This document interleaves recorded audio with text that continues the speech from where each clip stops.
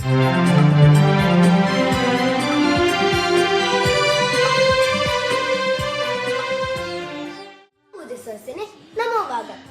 ഇന്ന് ജൂൺ 19, നമുക്കെല്ലാവർക്കും പ്രിയപ്പെട്ട വായനാ ദിനം.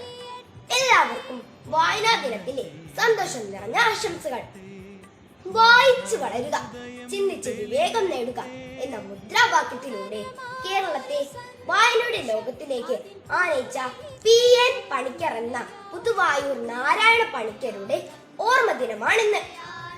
മലയാളിയെ അക്ഷരത്തിന്റെയും അറിവിന്റെയും ലോകത്തിലേക്ക് കൈപിടിച്ചുയർത്തിയ കേരള ഗ്രന്ഥശാല പ്രസ്ഥാനത്തിന്റെ സ്ഥാപകനായ P.N. പണിക്കരുടെ ചരമദിനമാണ് നാം ഓരോരുത്തരും വായനാ ദിനമായി ആചരിക്കുന്നത്.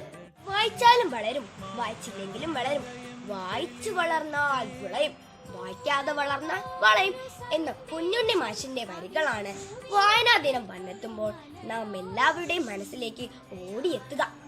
വായനയ്ക്ക് ഒരിക്കലും മരണമില്ല എന്നതാണ് യാഥാർത്ഥ്യം. കുട്ടികളുടെ മാനസിക ഉല്ലാസത്തിനും അവരുടെ അറിവുകളെയും ചിന്തകളെയും ധാർമ്മിക മൂല്യങ്ങളെയും വളർത്തുവാൻ വായന ഏറെ സഹായിക്കുന്നു. പുസ്തകങ്ങളാണ് നമ്മുടെ ഏറ്റവും വലിയ ചങ്ങാതിമാർ.